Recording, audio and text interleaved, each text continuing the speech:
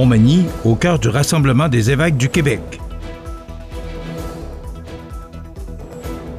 Mathieu Rivet appuie Christine Fréchette dans la course à la chefferie. Travailleurs de rue, une présence essentielle dans 28 municipalités.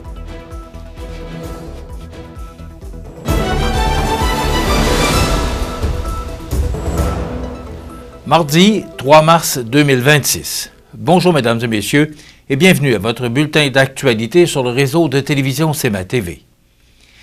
Montmagny sera l'hôte d'un important rassemblement religieux alors que les évêques catholiques du Québec tiendront leur 337e assemblée plénière du 10 au 13 mars prochain. L'événement se déroulera dans le diocèse de Sainte-Anne-de-la-Pocatière et marquera notamment le 75e anniversaire de fondation de ce territoire ecclésiastique. Situé entre le fleuve Saint-Laurent et les Appalaches, le diocèse de Sainte-Anne-de-la-Pocatière possède une riche histoire marquée, à la fois par ses racines rurales et maritimes. Il s'agit également d'un milieu reconnu pour son dynamisme dans les domaines de l'industrie, du tourisme et de la culture, ainsi que pour les nombreuses vocations religieuses qui y ont pris naissance au fil des décennies. L'évêque du diocèse de Sainte-Anne-de-la-Pocatière, Monseigneur Pierre Goudreau, souligne qu'il s'agit d'un privilège d'accueillir ses confrères dans la région. Il souhaite profiter de cette rencontre pour faire découvrir les richesses du diocèse, notamment son patrimoine, son environnement naturel et la créativité de ses artistes et artisans. La population est invitée à participer à une célébration spéciale prévue le mercredi 11 mars à 19h30 à la cathédrale Sainte-Anne-de-la-Pocatière dans le cadre des activités entourant cet anniversaire. Au cours de leurs travaux, les évêques discuteront de plusieurs dossiers touchant l'avenir de l'Église catholique au Québec. Ils se prépareront notamment à la grande assemblée missionnaire prévue en septembre prochain, un événement qui réunira plus de 200 participants provenant de tous les diocèses afin de réfléchir à la mission de l'Église catholique dans la société actuelle. Selon le président de l'Assemblée des évêques catholiques du Québec, Monseigneur Martin Laliberté, ces rencontres permettent aux évêques d'échanger entre eux et avec leurs partenaires afin de mieux demeurer au service de la population québécoise. Le député de Côte-du-Sud, Mathieu Rivet, annonce officiellement son appui à Christine Fréchette, dans le cadre de la course à la chefferie de son parti, affirmant que la candidate représente, selon lui, le leadership et la vision nécessaires pour relever les défis du Québec et ses régions. Dans une déclaration rendue publique lundi, M. Rivet explique que sa décision repose sur la capacité de Christine Fréchette à offrir un leadership solide et orienté vers les résultats.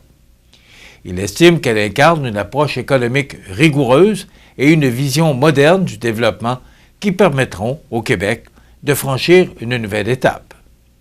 Le député souligne notamment la capacité de la candidate à mobiliser des partenaires économiques et à proposer des solutions concrètes, particulièrement en matière de développement régional. Selon lui, la création de richesses demeure étroitement liée à la vitalité des régions, dont la Côte-du-Sud.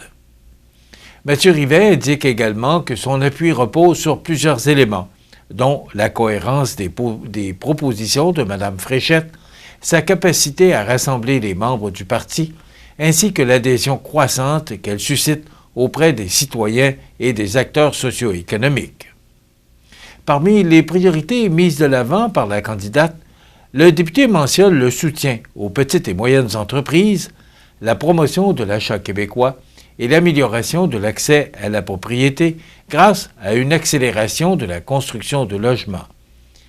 Il souligne aussi sa volonté de réduire la lourdeur administrative afin de rendre l'État plus agile et mieux adapté aux réalités régionales. M. Rivet insiste également sur les engagements liés à la modernisation des infrastructures, à la mobilité, à la productivité économique et à la transparence des organisations publiques. Il appuie aussi son approche en matière d'immigration, notamment le maintien du programme de l'expérience québécoise et une orientation qu'il juge équilibrée. Le député a par ailleurs tenu à saluer le travail de Bernard Drainville dans cette course, soulignant son rôle dans plusieurs dossiers importants pour le Québec et pour la circonscription de Côte-du-Sud. M. Rivet réaffirme également son attachement à la culture et à la protection de la langue française, qu'il considère comme des piliers fondamentaux du projet québécois, notamment par le maintien des programmes culturels en milieu scolaire. Selon lui, cet appui reflète les discussions tenues avec les citoyens de la circonscription qui souhaitent un leadership rassembleur et stable. Il invite d'ailleurs les personnes intéressées à devenir membres du parti avant le 12 mars afin de participer au choix du prochain chef et, éventuellement, du futur premier ministre du Québec. Travailleurs de rue, une présence essentielle dans 28 municipalités. Tous les détails après la pause.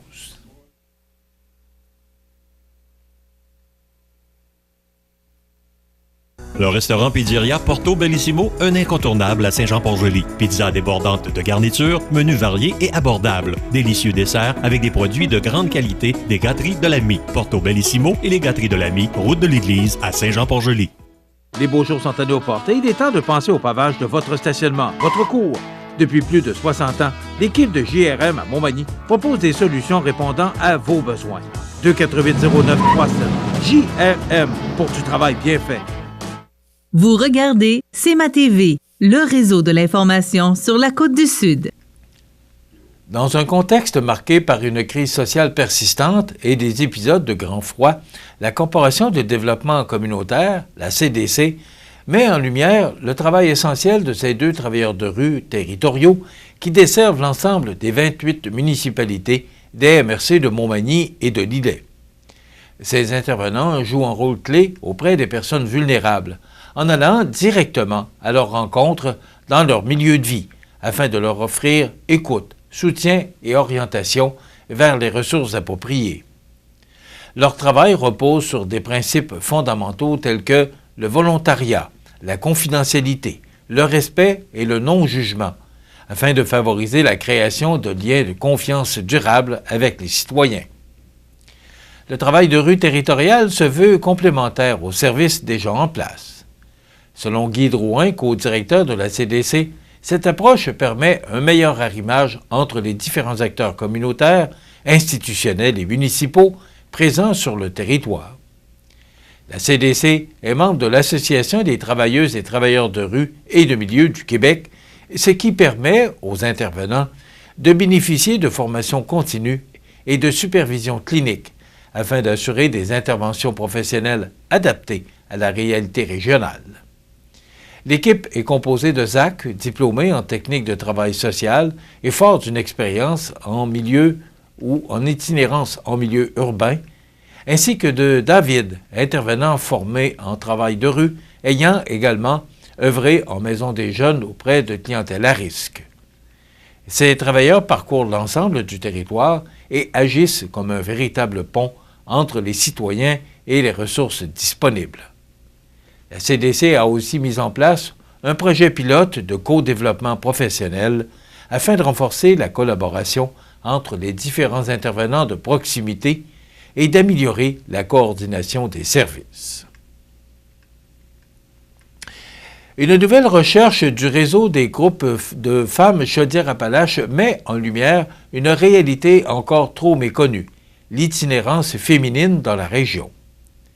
Intitulé « Femmes en instabilité résidentielle ou ayant vécu l'itinérance en Chaudière-Appalaches, comprendre leurs enjeux pour mieux répondre à leurs besoins », l'étude dresse un portrait régional qui révèle des parcours marqués par la précarité et l'invisibilité.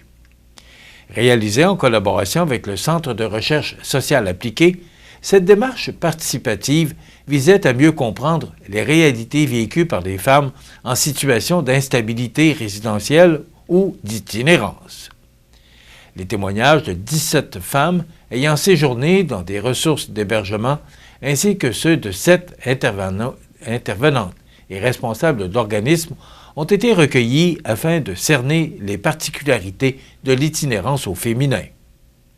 L'étude met en évidence que l'itinérance vécue par les femmes diffère souvent de celle des hommes. Plusieurs femmes adoptent des stratégies pour éviter de vivre dans la rue, ce qui mène à une forme d'itinérance dite cachée. Elles demeurent, ainsi, souvent invisibles aux yeux de la société et des services malgré une grande précarité. La recherche souligne également que les causes de l'instabilité résidentielle sont multiples et entremêlées. Des facteurs structurels, relationnels et individuels contribuent à fragiliser les parcours de vie. Les réalités propres aux milieux ruraux de Chaudière-Appalaches sont aussi mises en évidence, notamment l'accès limité aux ressources et l'isolement géographique. Les témoignages recueillis révèlent un besoin important de soutien et de services mieux adaptés aux réalités des femmes. L'étude insiste sur le rôle essentiel des ressources communautaires et propose plusieurs pistes d'action destinées à orienter les décideurs et à améliorer les réponses offertes sur le terrain. Un webinaire public permettant de présenter les résultats de la recherche se tiendra le 16 avril prochain. Le rapport complet et sa synthèse sont disponibles sur le site du réseau des groupes de femmes Chaudière-Appalaches, un regroupement régional qui réunit 24 organismes voués à la défense des droits et à l'amélioration des conditions de vie des femmes.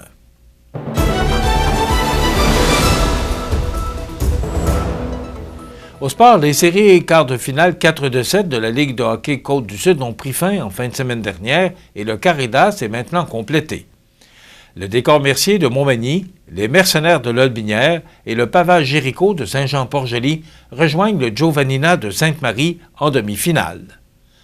Le Décor Mercier a confirmé sa qualification en éliminant les Éperviers de Saint-Charles en 5 rencontres, notamment grâce à une convaincante victoire de 8-4 lors du 5e match. Étienne Blais a ouvert la marque après seulement 74 secondes de jeu et l'attaque magny-montoise a profité de l'indiscipline adverse pour inscrire 3 buts en avantage numérique. Samy Dubois et François Gagnon ont, chacun, connu une excellente soirée offensive, tandis que le gardien Antoine Coulombe a été solide devant le filet avec 53 arrêts sur 57 tirs. Du côté de Lotbinière, les Mercenaires ont dû travailler plus longtemps pour éliminer les Hunters de Saint-Prosper en 6 parties. Guillaume Laiteau s'est particulièrement illustré avec un tour du chapeau dans une victoire de 6-0 lors du 5e match, alors que le gardien Thomas Boucher signait le blanchissage. Les Mercenaires ont ensuite complété la série avec un gain de 5-2. Laiteau poursuivant son excellent week-end en participant aux 2 premiers buts des siens. La série la plus spectaculaire a opposé le Plastic More de Saint-Damien au Pavage Jéricho de Saint-Jean-Port-Joli. Tirant de l'arrière 3-1, le Pavage Jéricho a remporté 3 matchs consécutifs pour finalement s'imposer en 7 parties. Après des victoires de 5-1 et 3-2 pour forcer la présentation d'un match ultime, la formation de Saint-Jean-Port-Joli a complété son retour avec un gain décisif de 5-1 devant ses partisans. Les demi-finales disputées sous la formule 4-7 opposeront le Giovannina de Sainte-Marie aux Mercenaires de Lotbinière, tandis que le Décor Mercier de Montmagny croisera le fer avec le Pavage Jéricho de Saint-Jean-Port-Joli, une série qui promet. Ces affrontements promettent un excellent spectacle, bien sûr, alors que les 4 meilleures équipes poursuivent leur route vers le championnat de la Ligue de hockey Côte-du-Sud. Voilà ce qui complète votre bulletin d'actualité de ce mardi 3 mars. Dans un moment, les prévisions de la météo. Et le menu de cette émission du mardi, eh bien, on reçoit Nicole Robert et son président Jean-François Ritt de la Chambre de commerce et industrie de la MRC de Montmagny. Audrey Saint-Pierre nous ferait part de ses trouvailles au Jardin d'Évy.